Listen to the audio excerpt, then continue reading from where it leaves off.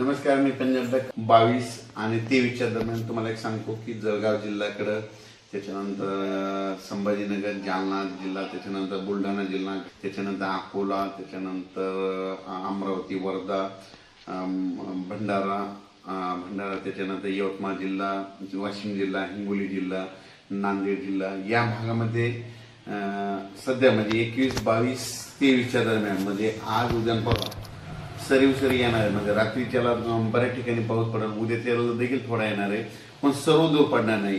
जिल्ह्यामध्ये काही भागामध्ये पडेल, काही भागाला सोडून देणार आहे, म्हणून हा अंदाज लक्षात घ्यायचा. फक्त जिल्ह्यामध्ये मात्र पावसाची हजेरी असणार आहे, म्हणून हे लक्षात घ्यायचं. त्याच्यामध्ये सांगायचं झालं तर 23 जून 24 आणि 25च्या दरम्यान म्हणजे धाराशिव, लातूर जिल्ह्याकडे, त्याच्यानंतर परभणी जिल्ह्याकडे, त्याच्यानंतर नांदेड जिल्ह्याकडे या भागाकडे एक पाऊस असणार आहे. बीड जिल्ह्याकडे थोडाफार असणार आहे. म्हणजे सर्वदूर जिल्ह्यात पडणार नाही, फक्त काही भागामधून पडून जाईल, म्हणून हा अंदाज लक्षात घ्यायचा. म्हणजे सांगायचं झालं तर 21 जून पासून ते 26 जून पर्यंत असाच पाऊस राहणार आहे, विखुरलेल्या स्वरूपाचा राहणार आहे, सर्वदूर पडणार नाही, म्हणून हे अंदाज लक्षात घ्यायचा.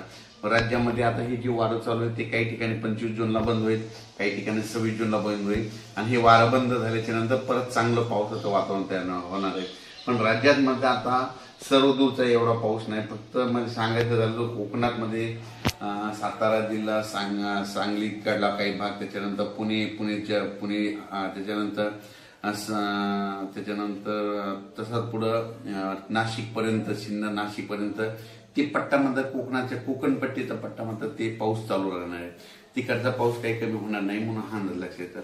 आणि राज्यात मात्र उर्वरित भागामध्ये मात्र हे 21 जून, 22 जून आणि 23 मध्ये हे विदर्भाच्या इकडल्या पट्ट्यातच पाऊस पडणार. परत एकदा सांगतो, म्हणजे जळगाव जिल्हा, संभाजीनगर, त्याच्यानंतर जालना, बुलढाणा, त्याच्यानंतर अकोला, अमरावती, वाशिम, हिंगोली, त्याच्यानंतर यवतमाळ, अकोला आणि हे नांदेडचा असा ह्या पट्ट्यामध्ये असा पाऊस पडणार. आणि परभणी जिल्ह्यात देखील थोडाफार प्रमाणात पडणार आहे, म्हणजे सर्वदूर पडणार नाही, हे अंदाज लक्षात येतात. पण 23, 24चा मात्र 23, 24, 25चा मात्र लातूर भागाकडे पाऊस असणार आहे.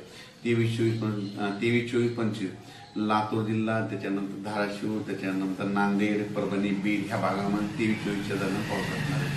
सर्वदूर असा काही पाऊस नाही, फक्त जिल्ह्यामध्ये कुठेतरी अर्ध्या भागामध्ये येऊन जाईल, म्हणून हा अंदाज लक्षात येतात. त्याच्यानंतर परभणी जिल्हा झाला, मराठवाड्यामध्ये देखील 25, 26 तारखेपर्यंत हे असंच वारं चालू राहील. 26च्या नंतर हे वारं बंद होईल आणि त्याच्यानंतर वातावरणामध्ये बदल होतील. अचानक वातावरणात बदल झाला तर लगेच शेतकऱ्याला एक उद्या मेसेज दिला जाईल. धन्यवाद.